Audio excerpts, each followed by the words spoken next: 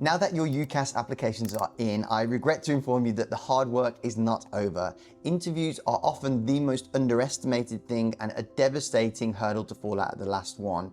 Often people don't get much warning as well, so it's really important to start your prep now and not fall into the trap of leaving it too late and then regretting that you didn't put in the work to really nail and get through that final hurdle and get your offer at medical or dental school. So we're going to go through 6 broad areas that you need to focus on, but at the end I'm going to show you where you can get a free guide to help you with this stuff. So with this year being the highest number of UCAT takers, nailing your interview is more important than ever, and that is going to require a mindset shift. What I teach my students on the Future Doc program is to start thinking of it more of, instead of them trying to catch you out, you going forward and showing just how great you are and displaying confidently and authentically all the great things that you've done. The mindset shift I want you to adapt is, instead of thinking of this like a classical music piano recital, think of it more like a jazz gig where you basically have internalized all the skills, you know all the scales, and now you're just riffing and you're showing all the great things that you have, but using the cards at the right time depending on what the question is and what the situation is. So the first thing is to know your application. And now that you've just submitted your UCAS application, this is the best time because you know your personal statement better than ever before. You have done your work experience most recently. So start going through your personal statement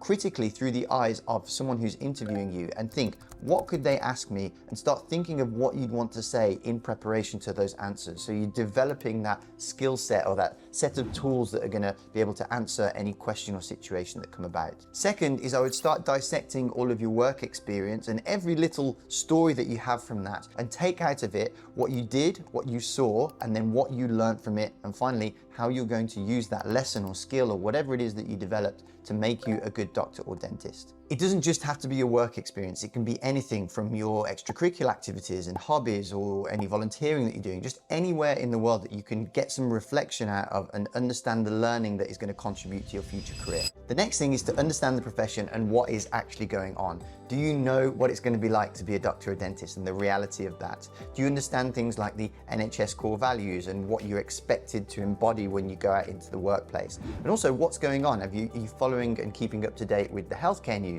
Do you have opinions on the articles that are coming out that's going to help you have an intelligent debate if when they say, what have you been reading in the news lately? And you say something and they ask you a question on it, you need to be prepared to have an intelligent debate or conversation about that subject. Step 3 is get to know and practice the most common question types. Those are always things like, why do you want to study this degree? Why do you want to study at this university? Ethical dilemmas, communication situations or difficult communication even sometimes, and data interpretation. Those are some that always come up. Step 4 is get familiar with and learn the MMI format. MMI stands for multiple mini interviews, and it's basically a circuit of around 5-minute stations. You need to train yourself to not only nail each station, but if one station doesn't go well, train yourself to, whether it went well or not, to be honest, put that out of your mind because you need to move on. The new one is a new examiner, it's a fresh start, and you need to make a new impression on that person. Time yourself when practicing, get used to talking through your reasoning out loud and thinking out loud in front of the examiner so that they understand that you are going through the right thought process to get to an answer.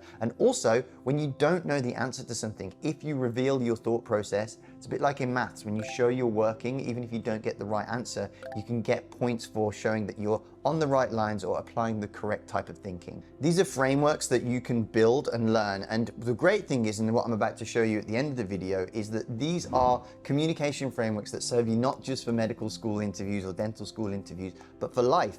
These are great tools to communicate, and communication is one of the most important force multipliers, they say, in the work world. It means that basically, if you can speak and communicate well, really doesn't matter what job you end up doing, you'll do well because they are such vital skills. And that is what step 5 is, to learn and build some frameworks that are going to help structure your thinking. I'll put some of the most important ones on screen that are well known, but make your own. That if you make them personal, they will stick a lot more and they will help you when you get backed into a corner if you have something to fall back on, because medicine and dentistry is a lot about thinking frameworks. When you're making a diagnosis, when you're going through a treatment procedure, it's all about ensuring that you're kind of steady in your thinking and you have a process that you follow. The next one is to simulate the pressure of the real thing. So practice with friends, practice in exam conditions, if you will, record yourself, do as much but simulating the pressure as possible, because that's what we do on the Future Doc program. We do something called the interview hot seat, where we make it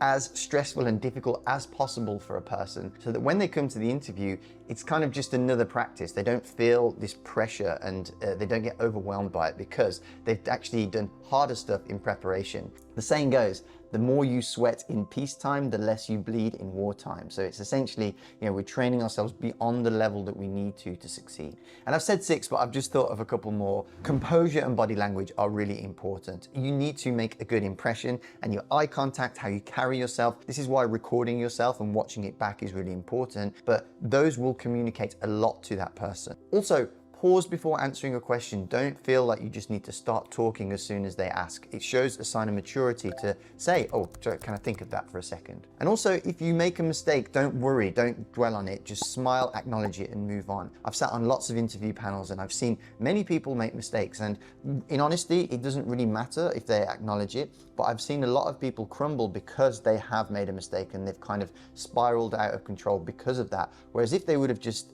like I say, smiled, acknowledged it, said apologies and move on, then they would have been absolutely fine. And those that did, that I have seen do that, despite those mistakes, went on to get places. And finally, just remember to reflect and improve. It is practice. You will just get better every single time. So do what you can to keep iterating and learning from your previous one. Now, just remember, interviewing is a skill, but also it's a communication tool. And if you get this right, it will really stick with you for life. So I'd recommend that you join the free workshop that we're going to put on as part of Future Doc. If you join after the day, we'll put something else in there in place that's going to be useful, but you can sign up by clicking on the link in the description below. However, I would really strongly encourage you to join the Future Doc program. We have an incredible interview process. We have the best interview day out there. I can 100% assure you that from the feedback that we get, and there's nothing out there like that does a full day of hammering you for interview. And like I say, those are skills that people develop, not just to get through their medical or dental school interview. They build the frameworks, they build the confidence, and they understand how to communicate well for life. And people have come back to me years later after leaving the Future Doc program and getting to medical school and say that that was a transformative day in their development for their communication. All I'll say to that is that we have a pretty much 100% success rate of people who've gone through the training and who've had an interview have got an offer. So we're going to put a guarantee around it this year, so that basically you've got nothing to lose. So I would highly recommend that you apply to join the program and see if we can help you with your interview. But otherwise, hope you find that useful. Best of luck. If you want some more interview stuff, we've got some real life examples here, which are really useful, and we're going to release another one this year. So thank you for watching, and I'll see you in the next video.